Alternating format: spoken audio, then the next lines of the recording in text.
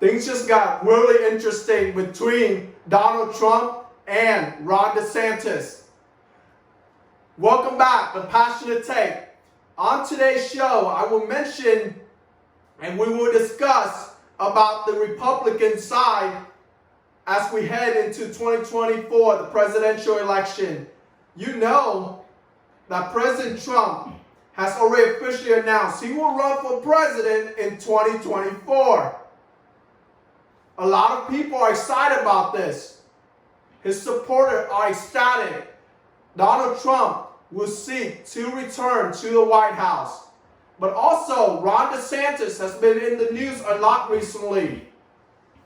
We will talk about all these issues, what the other candidates that have also thrown their name into the ring, that they want to be the Republican nominee for president in 2024. But before we go into the show, I want to take a minute to say thank you to all of those who have supported my channel. And for those of you who haven't supported my channel and this is your first time watching Passionate Take, welcome in.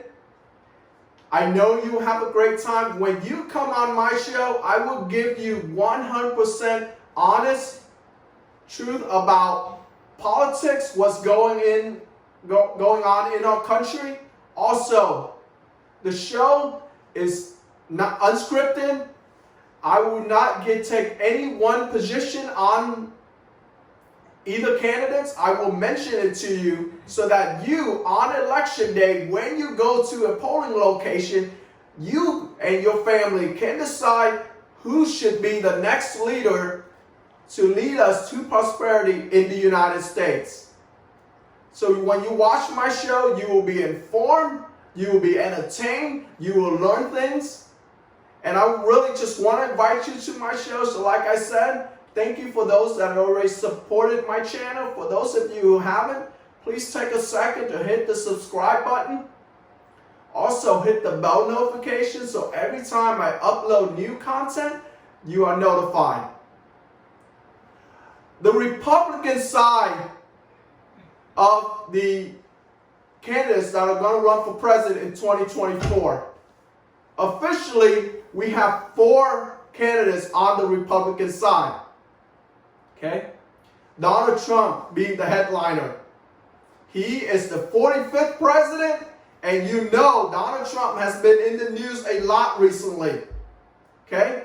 We also have a former governor that has thrown his name into the ring that want to run for president. It is not Ron DeSantis. It is Asa Hutchinson, 2-term senator from the state of Arkansas.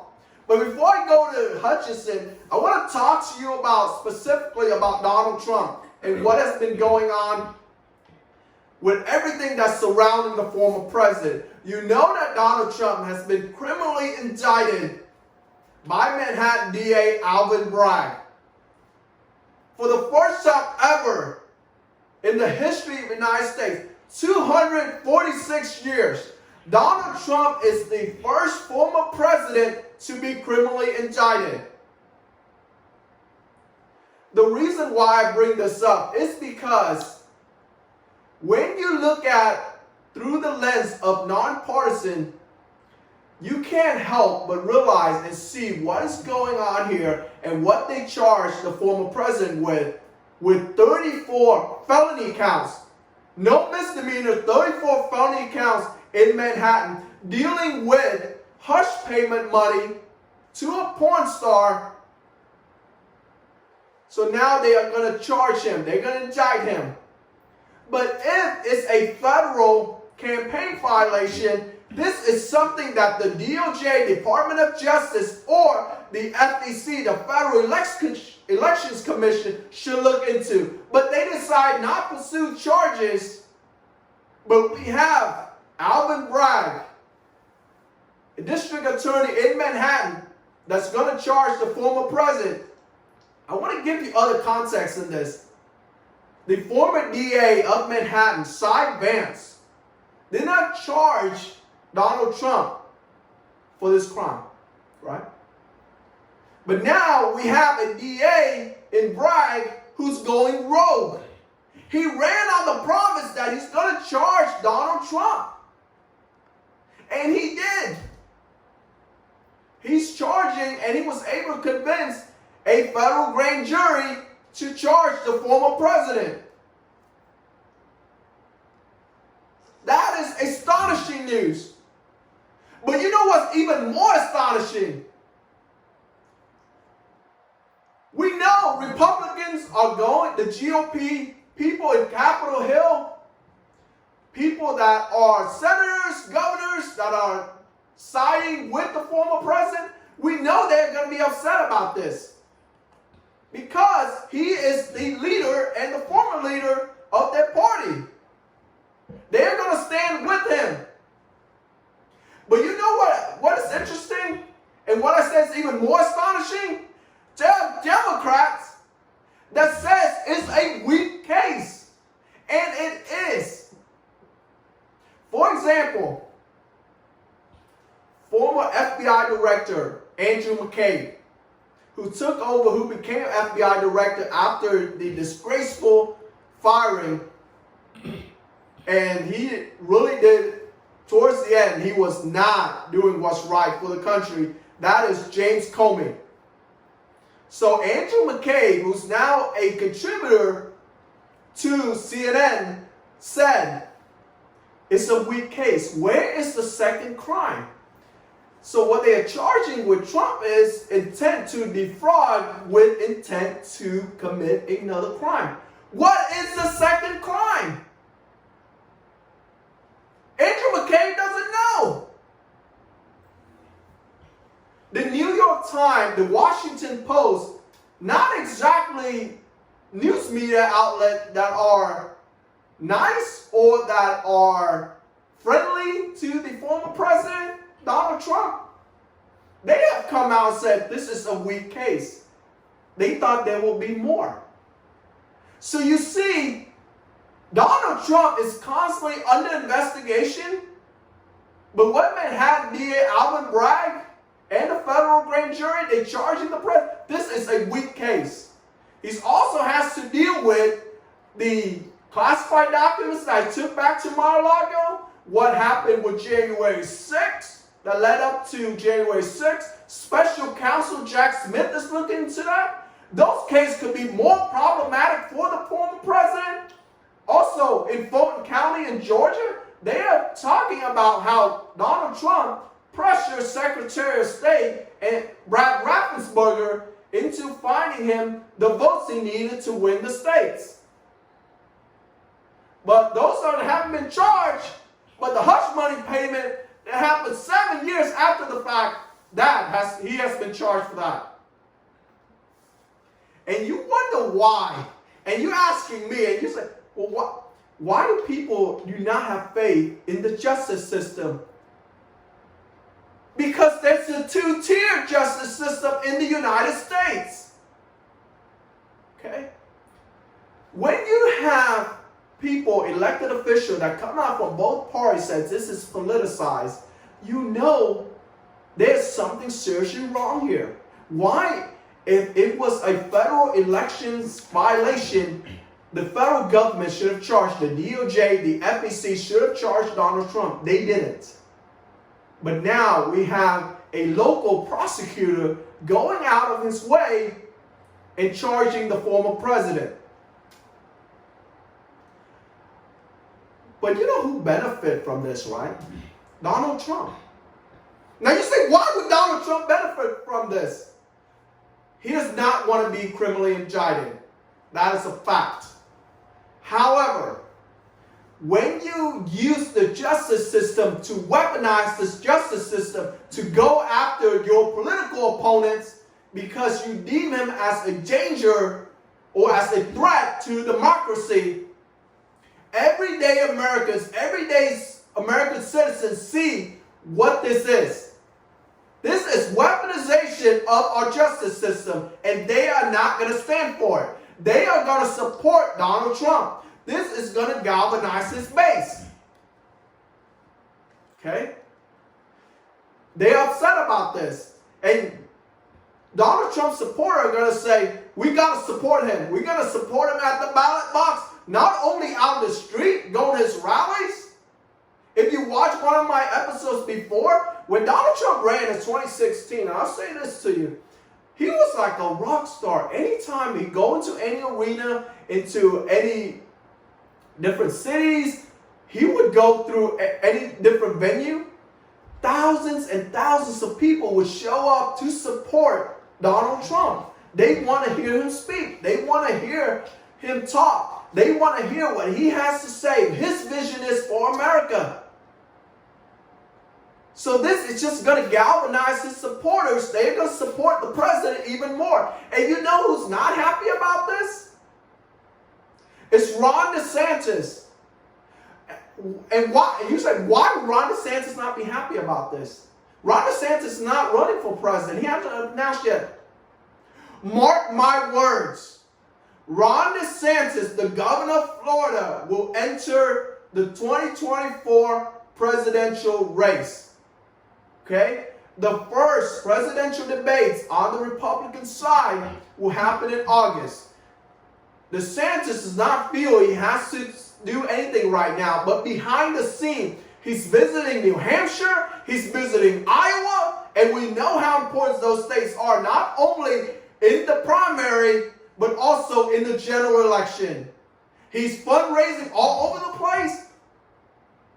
He's asking state legislature, also Florida people that are in Congress to not support Donald Trump, to see his vision, to support him.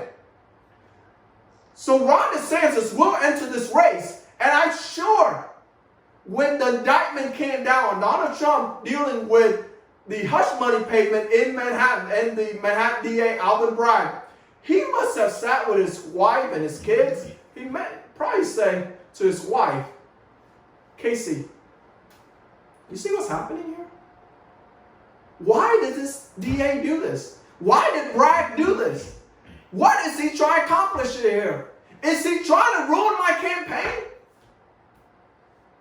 He want to go in there, Ron DeSantis, he want to go into the race facing Donald Trump. He does not need Donald Trump and specifically his supporters to be even more riled up to go vote for him on election day or in the primary.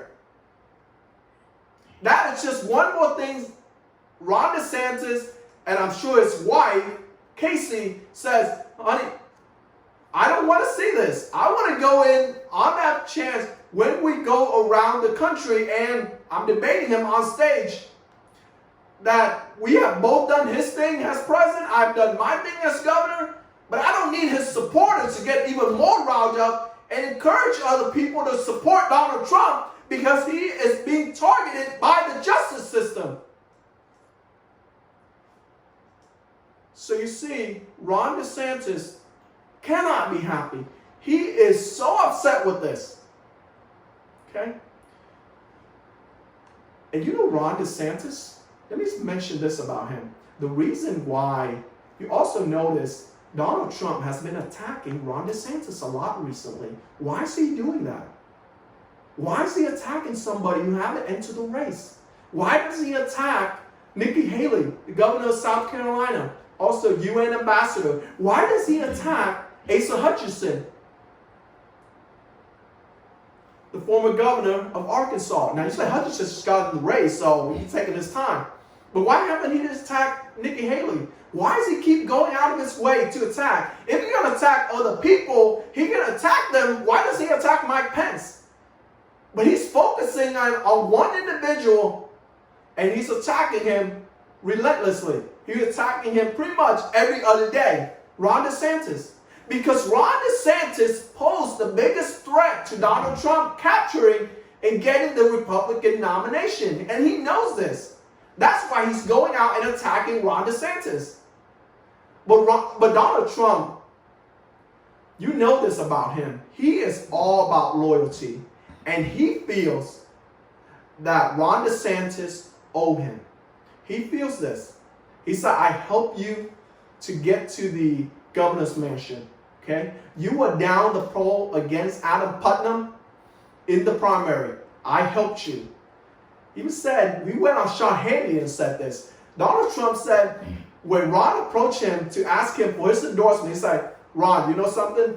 Not even George Washington, Honest Abe, Abraham Lincoln can help you get to be the Republican nominee for the governorship in Florida. He's like, Mr. President, I need your help. Will you just help me? Will you endorse me? And he decided to endorse him. And he ultimately defeated Adam Putnam in the Republican primary, and then later Andrew Gillum to become the next governor of Florida. So you see, he feels there's a sense of loyalty, and he knows this. And if Ron DeSantis does not do all the things behind the scenes, like go in different states, Iowa, New Hampshire, all these different states, fundraising, asking for supporters, even though he hasn't officially announced yet. If he wasn't doing all these things, Donald Trump would attack him, because Donald Trump knows that Ron DeSantis posed the biggest threat, and he has to attack him right away. So now he's running this ad. You saw the recent ad that Donald Trump ran? He said, Ron DeSantis putting fingers, right? He said Ron DeSantis and talking to the elderly population, because we know there's a huge elderly population in Florida, right? He will raise the retirement age to 70. He will also cut Social Security. He also will cut Medicare. But I just want to let you know, in any of the budget that Donald Trump did, and he was approved of when he was the president of the United States, he also cut Medicare and Social Security. So now that he's saying this about Ron DeSantis, I don't know how compelling that is, people that follow politics closely. So he's attacking Ron DeSantis for hurting what the elderly population rely on, when he was in the White House, he did the exact same thing. So that will be a topic of debate when both these men are on the debate stage. And mark my words, Donald Trump will be there on the debate stage, and standing next to him will be Governor Ron DeSantis. They will face off one another. It's going to be a great race watching both these individuals face off against one another. But I also want to mention to you, recently there was a candidate that came out and entered the race. I said Asa Hutchinson. He is going to announce he's running for president. Okay, he's a two-term senator, governor from the state of Arkansas. Okay, he has a vision. He believes he can appeal to moderate voters, and he, unlike his Republican colleagues who said that Donald Trump should be allowed to stay in the race and should run for president, he said that Donald Trump should actually drop out of the race. But Asa Hutchinson, because he has not worked in politics for a while, and a lot of people may not remember him, but Asa Hutchinson says, and one of the loner that come out and said that Donald Trump should drop out of the race, and we know that Trump will not. So Asa Hutchinson will be on stage. But I want to also tell you, not know this, any of you who are watching my show right now, and you're like, well, I don't support Donald Trump, I don't support Nikki Haley, I don't support Asa Hutchinson, I don't support Ron DeSantis, but one person I do support is Secretary of State Mike Pompeo. Is he running? Secretary of State Mike Pompeo is not going to run for president in 2024. He recently said he will continue to work for America. He wants to see America be the greatest country and keep improving prosperity to everybody, equality for everybody. But what he realized when he took time back and pray about it and seek the counsel and talk with his family, he decided now is not the best time for him to run for president in 2024. So for those of you who are a huge supporter of Mike Pompeo, from what he did in the military, going to West Point, also one of the smartest individuals that I've ever heard interview, very well articulate individual. When he talked on point, countries around the world during his time as Secretary of State, people respected the United States because of the leadership of Mike Pompeo. Also did a great job at the CIA. So this is an individual that is not going to run for president this go around. But don't remember that name, Mike Pompeo. watch for him in future election because he hasn't ruled it out, but you're getting breaking news right here. Secretary of State Mike Pompeo will not run for president in 2024. So like I said, this race on the Republican side, it's going to get even more wildly contested as these candidates run ad against each other. And we see if Donald Trump is setting the example, right? He is running against ads against people that haven't officially announced yet. But like I said, Ron DeSantis will announce he will run for president. But all these candidates going back and forth, running all these ads, building up their war chest, make sure they have all these money, getting these donors from these mega donors to support their campaign. But right now, you just can't help but when you see on the debate stage last time when Donald Trump ran for the White House, he was up against Senator Marco Rubio, Senator Ted Cruz, former governor of Florida, Jeb Bush, all these guys. He was up against a field that were very thought of. It was a highly contested contest, but Donald Trump came out on top. What I think is happening here is we know who the two front runners are. That is Donald Trump and Ron DeSantis. And I think part of what Mike Pompeo is thinking here, I do not think I will be the nominee. If I'm not going to be the nominee, I do not want the people that support me to get away and that they vote for me and they take votes away from Ron DeSantis. And I will tell you this because just the way it is, if these Republicans, and you look at it, Donald Trump has pretty much 35 to 40% of the GOP vote. When you have the field filled out with about 12, 13, possibly 14 candidates on the stage, if they see that they have no opportunity, they don't have a chance to securing the Republican nomination, they have to drop out the race so one individual can consolidate all those votes. If Mike Pompeo get in, he has support, but he understands I do not have enough support to get the nomination. So what I'm thinking here is he is backing Ron DeSantis. He is not going to throw his name into the ring. Now, you will throw it back at me and you will say, well, he was the Secretary of State for Donald Trump. Donald Trump appointed him. The Senate confirmed him, but he was with Donald Trump and in his cabinet. So why would he support Ron DeSantis? Because at the same time, there are certain issues that he's not aligned with Donald Trump. And I see this because if he really wanted Donald Trump to win, he would enter this race. Okay?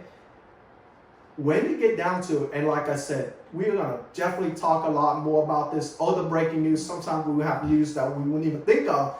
But my whole thing is, as for up today, right now, the reason that Mike Pompeo is not entering the race, he knows he can't get the votes. He doesn't have the votes. He probably communicated that with his wife, honey, as much as I want to be president, I do not have the votes this go around. It's Trump or DeSantis. And since I am more in the camp of Ron DeSantis, he is going to stay out of this race and support DeSantis. So we will see what happens with both these men. And President Trump, Trump supporter, I know you love what he has brought, his policies, but if you look at on the other end, on the other side, Ron DeSantis has a lot of same similar policies with Donald Trump. Like I said, we will talk more about both these individuals, okay? They will definitely talk back and forth, the ad, and can you wait? Because I know I can't wait when both these men are on the debate stage competing against one another to see who will be the Republican nominee. Thank you for staying up to this part of the show. I love being back on Passionate Take, talking with you, entertaining you, informing you of these candidates. Like I said, we will have a lot more fun as these candidates talk with one another, also go on interview, and when they have the opportunity to be on the same stage and say, no, you're not articulating my point right. Absolutely not. They are going back and forth. And let's see who the American people decide is the next best leader to lead the United States forward. Like I said, if you haven't subscribed to my channel, please take a second to hit the subscribe button to support my channel. Because we're going to have a lot of fun. I want you to be part of that fun, okay? Also, hit the bell notification so every time I upload new content, you are notified. And give this video a big thumbs up. And I'll see you next time.